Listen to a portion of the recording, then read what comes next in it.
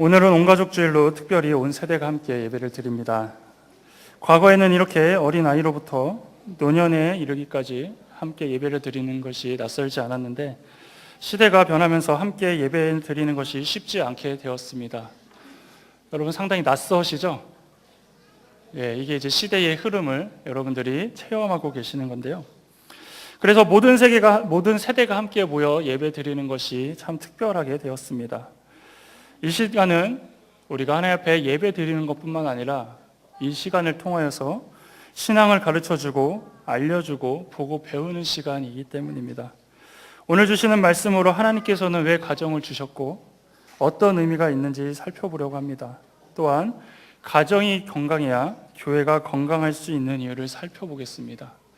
하나님께서 6일 동안 창조하신 가운데 성경에 기록되지 않았지만 지금도 그것이 유지되는 것이 있습니다. 그것은 바로 가정입니다. 하나님께서 직접 이런 주례사를 하셨습니다. 남자가 부모를 떠나 그의 아내와 합하여 둘이 한 몸을 이룰지니라. 그래서 아담과 하와는 하나님의 이 주례 속에서 결혼을 하게 되었고 이 세상에 첫 가정이 탄생하게 되었습니다. 그렇다면 하나님께서는 왜 가정을 이루도록 허락하셨을까요?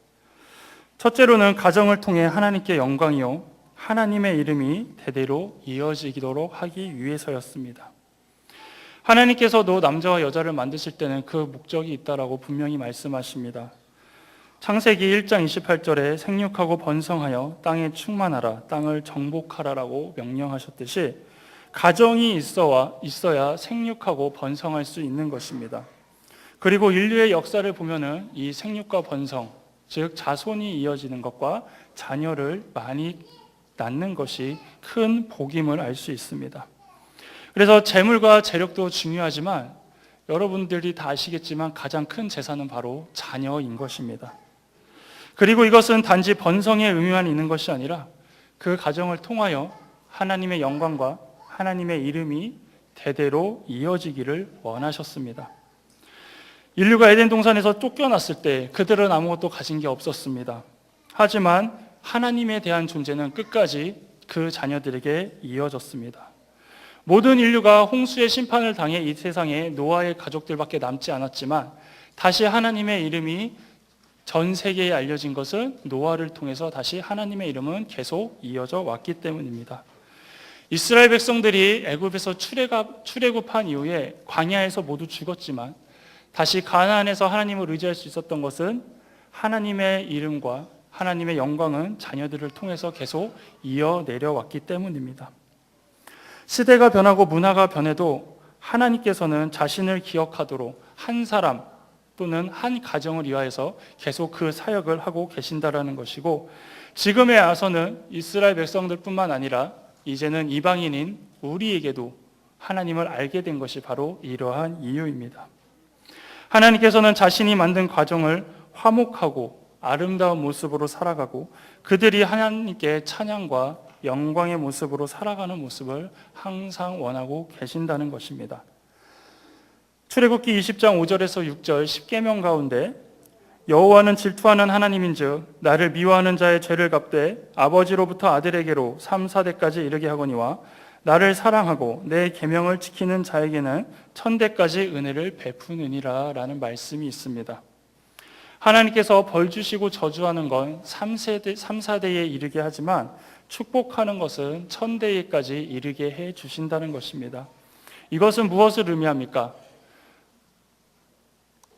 부모의 죄값이 3, 4대까지 이어져 내려오는 영적 저주론을 얘기하는 것, 가계 저주론을 얘기하는 것이 아니라 하나님을 악하게 믿는 가정은 그 영향력을 3대, 4대까지는 끼친다라는 것입니다. 그래서 부모의 불신앙이 자신의 자녀뿐만 아니라 손자와 손녀에게도 그 영향력을 미친다는 것이죠. 그러나 축복의 영향력은 천대까지 이르도록 한다라는 것입니다. 그래서 부모의 신앙이 여러분의 자녀 손자뿐만 아니라 그 대대로 그 영향력을 끼친다는 것입니다. 그래서 하나님이 원하시는 것은 바로 축복의 영향력으로서 저주는 3, 4대에 이르지만 축복은 천대까지 이르게 해주심을 알 수 있습니다. 그래서 이것을 한눈에 보여주는 것이 남유다와 북이스라엘 왕조를 살펴보면 알 수 있습니다. 남유다와 북이스라엘은 동시에 시작됐습니다. 먼저 남유다 왕은 르호보암으로서 멸망하기 전까지 시드기야 왕까지 20명의 왕이 교체가 됐습니다. 그러나 그 왕조가 한 번도 바뀐 적은 없습니다. 물론 이 가운데 하나님을 멀리하고 하나님의 말씀을 듣지 않아서 벌을 받고 또한 징계를 받고 나라의 위기를 겪었지만 하나님께서는 그 왕조를 한 번도 뒤집어 엎으신 적이 없다라는 것입니다. 왜냐하면 다윗에게 했던 약속이 있습니다. 사무엘하 7장 12절에서 13절인데요. 내 수완이 차서 내 조상들과 함께 누울 때에 내가 내 몸에서 날 내 씨를 내 뒤에 세워 그의 나라를 견고하게 하리라. 그는 내 이름을 위하여 집을 건축할 것이요 나는 그의 나라 왕위를 영원히 견고하게 하리라. 다윗에게 했던 이 약속으로 르호보암 왕조는 영원히 하나님의 뜻대로 그 대가 이어졌다라는 것입니다. 그래서 하나님의 축복을 경험하는 세대가 되었던 것이죠. 그렇다면 반대로 이제 북이스라엘을 살펴보겠습니다. 북이스라엘은 여로보암입니다. 르호보암의 그 정권에 반대하여서 여로보암은 구테타를 일으켜 북쪽으로 올라가 다시 새로운 왕국을 건설합니다. 북쪽은 여로보암으로부터 멸망하기 전 호세아까지 19명의 왕이 통치하였습니다. 그런데 그때까지 무려 7번의 쿠데타가 일어나서 왕조가 바뀌었고 6차례의 가문이 그 북이스라엘 왕조를 이끌어 갔습니다. 왜냐하면 여로보암의 죄가 이제 대대에 이어졌기 때문인데요. 열왕기상 13장 33절에서 34절에 이렇게 이야기합니다. 여로보암이 이 일 후에도 그의 악한 길에서 떠나 돌이키지 아니하고 다시 일반 백성을 산당의 제사장으로 삼되 누구든지 자원하면 그 사람을 산당의 제사장으로 삼았으므로 이 일이 여로보암 집에 죄가 있게 되어 그 집이 땅 위에서 끊어져 멸망하게 되리라 라는 약속을 하셨기 때문입니다. 이것은 무슨 의미냐? 여로보암도 정권에 반대는 했지만 이스라엘 민족이었기 때문에 하나님 앞에 예배를 드리고 제사를 드려야 했습니다. 그러기 위해서는 제사장이 필요했고 예배의 처소가 필요했던 것이죠. 그런데 예배의 처소는 당시 이스라엘이었습니다. 그렇기 때문에 예배를 드리려고 남유다로 내려갈 수 없었던 것이죠. 그래서 여로보암이 생각한 것이 스스로 산당을 짓고 그곳에서 예배를 드리면 되겠다라고 생각한 것입니다. 그런데 이것이 왜 죄가 되냐? 당시에 예배의 처소와 예배를 드리게 하는 제사장은 바로 하나님이 선택하셨습니다. 그리고 하나님이 기름 부었다라는 것이죠. 그렇기 때문에 하나님이 선택해야 예배가 성립이 되고 제사가 완성이 되는데 여로보암이 사람의 마음대로 예배의 처소를 만들고 또한 제사장을 세워 예배를 드렸기 때문에 하나님은 그것을 아주 엄중한 벌로 보셨다라는 것입니다. 그리고 이 벌로 인하여서 북이스라엘은 왕권이 계속 바뀌는 저주를 받게 됩니다. 그래서 북이스라엘 왕들에 대하여 기록할 때에도 이렇게 항상 기록되어 있습니다. 그가 여호와 보시기에 악을 행하되 그의 아버지의 길로 행하며라든지 또는 여호와 보시기에 악을 행하되 여로보암의 길로 행하며라면서 그 여로보암의 실수 하나로 어떻게 보면 그가 했던 그 판단 하나로 인하여서 그 북이스라엘은 평생 하나님으로부터 복을 받지 못하는 가문과 민족이 되었다라는 것이죠. 여러분은 어떠십니까? 여러분들은 르호보암 왕의 가문을 따라가고 싶으십니까? 아니면 여로보암의 가문을 따라가고 싶으십니까? 또 한편 하나님의 징벌과 저주가 여러분 세대에서 끝나면 좋지만 하나님은 그것을 항상 그 다음 세대로 넘기는 이유는 하나님이 그 다음 세대로 넘기는 것이 아니라 그 부모의 신앙을 그 자녀들이 보고 배우기 때문에 넘어간다라는 것입니다. 부모님들이 가정에서 신앙생활을 온전히 해서 르호보암 같이 여긴다라면 그 선한 영향력을 자녀들이 보고 배우기 때문에 하나님을 잘 따라 살아가는 가문이 될 것이고, 반대로 하나님을 믿는 것을 그냥 썬데이 크리스찬처럼 또 경외하지 않는 모습으로 살아간다면 자녀들도 부모의 그러한 모습들을 보고 그 신앙생활을 따라간다라는 것입니다. 하나님께서는 가정을 통하여 자신이 영광 받으시기 원하고 자신의 이름이 대대에 이르도록 하십니다. 그래서 여러분의 가정도 신앙의 가정이 되어야 되고 믿음의 가정이 되어야 합니다. 여러분의 가정을 이루신 것이 바로 하나님이시고 보호하시는 것도 하나님이시고 인도하시는 것도 하나님이십니다. 그래서 이 고백이 자신만의 고백이 아니라 여러분 자녀들에게도 그리고 그 자손들에게도 항상 해 주셔야 된다는 것이죠. 다음으로 가정을 통해 하나님을 경험할 수 있습니다. 이 말은 또한 우리가 하나님의 마음을 알 수 있다는 것입니다. 하나님께서는 자신과 우리와의 관계를 아버지와 자녀로 표현하는 경우를 많이 알 수 있습니다. 또한 로마서 8장 15절에는 아빠, 아버지라고 자신을 부르라고 말씀하셨습니다. 그래서 우리가 하나님의 마음을 잘 알고자 하려면 부모들은 자식의 모습을 보면서 알 수 있습니다. 내 자녀들도 이렇게 말 안 듣고 바르게 서지 않는데 내가 하나님 앞에 섰을 때는 어떤 모습일까라고 돌이켜 볼 수 있고, 반대로 자녀들은 부모님을 보면서 내가 얼마나 부모님을 속상하게 하고 슬프게 하는지 깨달으면서 또 하나님 앞에 서 있는 자신들의 모습을 다 알 수 있다라는 것이죠. 그래서 예수님의 십자가의 사건을 우리가 이해할 수 있는 것이 바로 이 관계를 갖고 있기 때문입니다. 자녀를 사랑하는 아버지의 마음, 이것이 곧 십자가에 담겨있는 하나님의 마음이기 때문입니다. 부모님들은 자신의 자녀 중 나쁜 자녀는 하나도 없다라고 생각합니다. 자신들은 착하게 키웠고 바르게 키웠는데 이 녀석들이 친구를 잘못 만나서 나빠졌다든지 아니면 사춘기 때문에 애들이 변했다라고 얘기하지 원래 우리 아이는 너무 착했다고 항상 이야기를 한다라는 것이죠. 그리고 나쁜 짓을 하더라도 그것을 나쁘다 생각하지 아니하고 그거는 실수다라고 표현하는 부모도 많이 있습니다.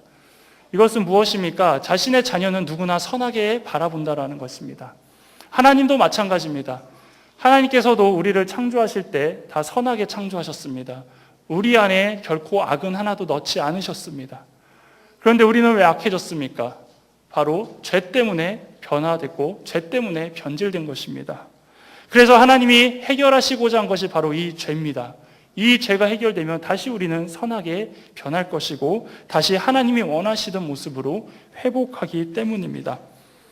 부모는 자녀가 나쁜 길로, 악한 길로 살아가기를 원하지 않습니다. 그래서 잘못을 하면 벌하고 용서를 빌면 용서해 주는 것입니다. 하나님도 마찬가지입니다. 하나님도 우리의 인생 가운데 참고 계시다가 도저히 그 악이 너무 심할 경우에는 심판을 하셨고 멸망시키기도 하셨습니다. 하지만 하나님은 그걸로 끝이 아니라 항상 회복과 용서를 약속하셨다라는 것이죠. 왜냐하면 사랑하기 때문입니다. 여러분들도 자녀들이 잘못했을 때 집에 쫓아내지 호적에서 파진 않습니다. 자녀들이 잘못했을 때 매를 들었지 유치장에 집어넣진 않습니다. 이것이 바로 부모와 자녀의 관계인 것이죠. 그래서 하나님께서는 결국 십자가를 통하여서 하나님의 사랑이 어떤 것인지 우리에게 알게 하셨다라는 것입니다. 자신의 독생자 아들을 미련한 인간들을 위해 죽게 하심으로써 내 사랑이 이만큼이다라는 것, 그리고 내가 아빠기 때문에 자녀를 위해 이만큼까지도 희생할 수 있다라는 것을 보여주셨고 그 마음을 알게 됨으로써 우리가 십자가의 구원을 경험할 수 있다라는 것입니다. 여러분들도 자녀들이 아프거나 힘들어할 때 이런 생각하실 겁니다. 내가 대신 아팠으면 좋겠다.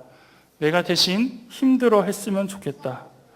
그렇기 때문에 하나님께서는 예수님을 보내주신 것입니다. 이 죄를 어떻게든 해결해야 됐기 때문입니다. 그래서 우리가 구원을 받고 하나님과 다시 회복할 수 있는 것입니다. 그렇기 때문에 아버지와 아들의 관계가 이해되지 않는다면 우리에게 십자가는 이해하기 어렵다는 것입니다. 이것은 단순한 희생을 넘어서는 사랑이 있기 때문입니다. 가족이 있기 때문에 이 희생을 통한 십자가의 사랑, 하나님의 마음을 깨달을 수 있는 것입니다. 마지막으로 가정은 하나님의 사랑을 흘려보내는 곳입니다. 가정은 모든 사랑이 시작되는 곳입니다. 가장 먼저 부부 간의 사랑, 그리고 부모 자식 간의 사랑, 그리고 형제 간의 사랑, 더 나아가서 하나님과의 사랑, 이 모든 사랑이 하나로 뭉쳐있는 곳이 가정입니다. 그리고 이 사랑의 결말은 영혼 구원으로 나타납니다. 그래서 하나님께서는 한 사람의 구원을 통하여서 한 가정까지도 구원해 주신다는 것이죠. 소돔과 고모라가 멸망했을 때 하나님께서는 롯만 구원하지 않으시고 롯과 그의 두 딸과 아내까지 같이 구원해 주셨습니다. 또한 여리고 성이 무너졌을 때는 라합만 구원하신 것이 아니라 라합과 함께 있었던 가족들을 구원해 주셨던 것입니다. 그리고 바울은 사도행전 16장 31절에 이렇게 이야기합니다. 이르되 주 예수를 믿으라. 그리하면 너와 내 집이 구원을 받으리라고. 이것은 무슨 얘기입니까? 내가 구원을 받았고 내가 믿음으로 인하여서 우리 가정도 구원을 받을 수 있다라는 것입니다. 근데 이것을 오해하면 이제 어떻게 생각하냐면 내가 구원받았으니까 우리 가족은 믿지 않아도 하나님이 구원시켜 주실 것이다. 이렇게 생각한다는 것이죠.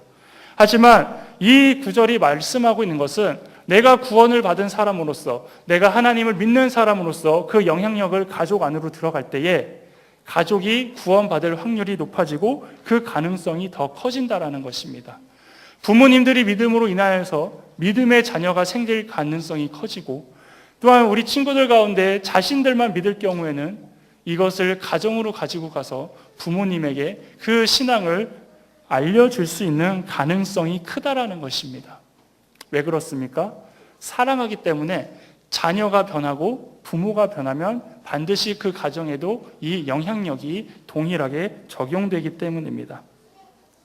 그렇기 때문에 가족 가운데 아직도 믿지 않는 사람들, 믿지 않는 자녀가 있다면 우리가 그 기도를 끊임없이 해야 합니다. 왜냐하면 가장 사랑스러운 자녀, 그리고 가장 아끼는 가족이 천국에 함께 가지 못하는 것만큼 안타까운 일이 없기 때문입니다. 그래서 하나님의 사랑을 흘려보낸다는 것은 곧 신앙으로 이어준다는 것입니다. 그런데 이러한 가정을 깨트리는 존재가 나타났습니다. 그것은 바로 사탄입니다. 가정이 무너지면 모든 것이 무너지기 때문에 사탄은 신앙이 시작되고 하나님의 사랑이 흘러가는 가정을 흔들기 시작됐다는 것입니다. 그리고 이것은 갑자기 생긴 것이 아니라 아담과 하와 때부터 이미 시작됐다는 것입니다. 사랑으로서 흘러나갔던 아담과 하와 가운데 사탄의 꼬임에 빠진 하와 때문에 아담은 하와를 탓하기 시작합니다. 그리고 마음의 상처를 줬다는 것이죠.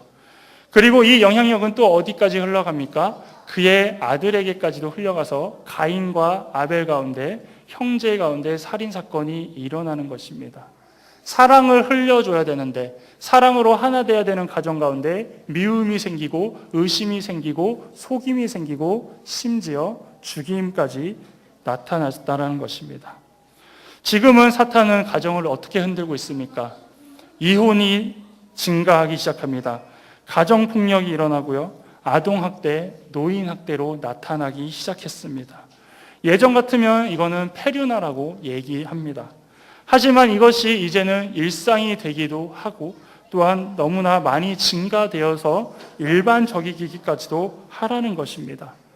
가정은 사랑으로서 아픔과 상처를 돌봐야 되는 공동체인데 그것이 치유되지 못하여서 겉으로 표출되어서 사회적인 문제로까지 발생하고 있다는 것입니다.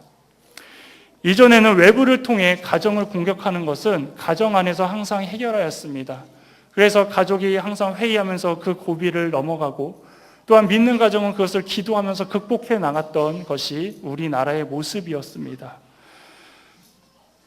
하지만 지금은 서로 바쁘고 어렵기 때문에 도리어 가정 안에 대화들이 단절되었습니다. 가정 안의 문제가 해결되지 않음으로써 도리어 밖으로 그것들을 표출되어지기 시작했다는 것입니다. 그리고 가정의 이러한 부분들을 사탄이 교묘하게 이용하기 시작했다는 것이죠. 사회적으로는 핵가족이 되어가고 가족의 구성원이 분립되는 가운데 바로 서게 할 수 있는 것이 바로 신앙밖에 없다라는 것입니다. 그래서 가족이 회복할 수 있는 것은 바로 신앙이 회복되어야 되고, 이 신앙의 주체는 하나님이시라는 것입니다. 앞서 말했듯이 여러분의 가정은 여러분 마음대로 만들지 않았습니다. 하나님께서 여러분에게 가정을 만들어 주셨고, 그렇기 때문에 그 가정은 하나님께서 책임져 주신다라는 것입니다. 그래서 가정을 인도하고 가정을 세우는 것은 가장이 아니라 하나님임을 고백하면서 하나님께 모든 것을 맡겨야 되는 것입니다. 성경에 나오지 않지만 이 구절을 제가 찾아봤습니다. 우리 같이 한번 읽어보겠습니다. 시작. 그리스도는 이 집의 주인이시오, 식사 때마다 보이지 않는 손님이시오, 모든 대화에 말없이 듣는 이시라. 네, 이게 성경 말씀이 아니라 아멘 하기가 뭐해서 안 했는데, 저는 이거 성경 말씀인 줄 알았어요. 얼핏 보면 그래 보이잖아요, 그렇죠? 근데 이거는 성경에 없는 말씀입니다. 하지만 읽어보시니까 어떻습니까? 뭔가 고백적이지 않습니까? 당장 우리 가정 가운데 필요한 것 같고, 또한 이것이 우리 가정을 지켜주는 말씀이라고 생각할 때에 우리에게 참 큰 힘이 될 것이기 때문에 제가 한번 준비해 봤습니다. 또한 가족은 영어로 family라고 합니다. family의 스펠링은 FAMILY입니다. 이것을 누군가 이렇게 해석했습니다. 다 같이 읽어볼까요? 영어 아시죠? 네, 시작. Father and Mother, I love you. 무슨 이야기입니까? 엄마, 아빠 사랑해요가 아니죠. 엄마, 아빠, 내가 너를 사랑한다예요. 그러니까 가족이 할 수 있다라는 거죠. 그래서 엄마도 서로 사랑하고 아빠도 서로 사랑하고 나도 서로 사랑한다라는 것이 바로 패밀리라는 것입니다.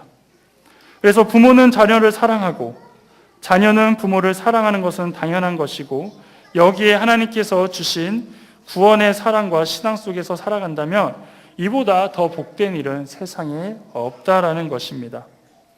그래서 믿음의 가정에서 자녀들에게 남겨줄 수 있는 것은 재물도 명예도 아닌 오직 신앙이라는 것입니다. 또한 신앙의 재산인 기도와 말씀, 영성은 계속 이어진다라는 것이죠. 이런 얘기가 있습니다. 어른들에게 있는 신앙은 여러분 부모님이 기도한 것으로 이어지고, 우리 아이들의 신앙은 여러분의 기도로 이어지며, 우리 아이들 자손의 신앙은 우리 아이들의 기도로 이어진다라는 것입니다. 그래서 여러분이 기도하지 않으면 여러분 아이들은 다 죽습니다. 하지만 여러분이 기도하면 여러분의 아이들이 살아날 수 있다라는 것이죠. 그리고 이 신앙을 전달할 수 있는 방법은 바로 부모의 축복권에 있습니다. 아브라함과 이삭과 야곱은 모두 자녀들에게 축복합니다.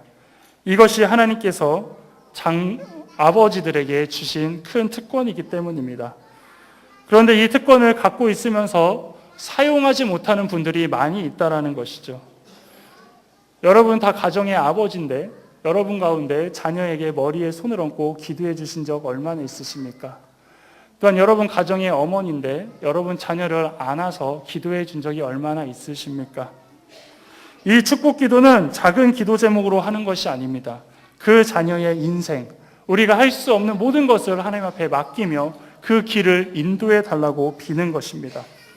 머리에 손을 얹고 하는 것은 안수 대상에게 영적 인사와 초월적인 존재, 능력 또는 권위와 축복을 전가하는 상징적인 행동이기 때문에 여러분들이 안수함으로써, 또한 여러분이 안아서 기도해 줌으로써 여러분들의 신앙 고백이 우리 아이들에게 고스란히 넘어갈 수 있다라는 것입니다. 또한 안수 기도는 목회자만 하는 것으로 생각하지만 하나님께서는 가정의 가장인 아버지에게 주신 특권이라는 것입니다. 그래서 아버지들은 이 특권을 잘 사용하면서 자녀들이 하나님의 사람으로, 그리고 하나님의 사랑받는 자녀로 마음껏 축복해 주셔야 되는 것입니다. 말씀을 마무리하겠습니다. 하나님께서 가정을 만드신 것은 자신의 영광을 위해서입니다. 또한 자신을 경험하게 하기 위해서입니다. 그리고 자신의 사랑을 흘려보내기 위해서입니다. 이 자리에는 가족이 함께 신앙생활하는 분도 있지만 그렇지 않은 분들과 또한 자녀들이 있습니다. 함께 신앙생활을 하는 가정은 하나님께 감사하며 그 신앙이 끊어지지 않도록 가르치고 양육해서 다음 세대로 이어가야 합니다. 또한 자신만 신앙생활하는 사람은 자신을 통해 가정 가운데 구원의 역사가 일어나기를 믿고 소망하며 끊임없이 기도해야 합니다. 그리고 가정은 곧 여러분들이 사역하는 사역지가 되어야 합니다. 교회에서 아무리 충성하고 헌신하고 봉사한다 한들 가정에서 소홀한다라면 그 신앙은 올바르게 유지될 수 없습니다. 여러분 한 분 한 분이 하나님의 영광을 전하고 하나님을 경험하며 그 사랑을 흘려보내는 가정의 메신저가 되시길 바랍니다. 또한 가정에서의 신앙이 바로 설 때 교회가 건강하고 사회가 건강하고 나라가 건강해진다는 것입니다. 가정을 살리는 분은 오직 하나님이십니다. 하나님만 바라보며 복된 가정으로 살아가는 여러분 되시기를 바라겠습니다. 기도하겠습니다. 가정을 허락하시고 영광 받으시기 합당하신 사랑과 은혜의 하나님 아버지, 가정들을 회복하여 주옵소서. 가정들을 바로 세워 주옵소서. 사탄은 이미 아담과 하와 때부터 가정을 흔들며 신앙을 떨어뜨렸지만 하나님의 크신 사랑으로 기다리시고 용서하셔서 그 신앙이 대대로 이어졌듯이 우리의 가정들이 흔들릴지라도 신앙으로 버틸 수 있도록 도와주옵소서. 갈수록 신앙이 가정에서 먼저 막히고 변질될지라도 가정에서 허락한 사랑을 통하여 그리스도의 십자가를 깨닫게 하시고 하나님의 사랑을 이해하게 하시고 믿음으로 확신을 갖도록 하옵소서. 이제는 자녀를 축복하는 부모가 되게 하시고 믿지 않는 자녀와 부모를 위하여 형제를 위하여 기도의 끈을 놓지 않을 때에 구원의 역사, 기도의 응답이 있도록 인도하여 주옵소서. 예수님의 이름으로 기도합니다. 아멘.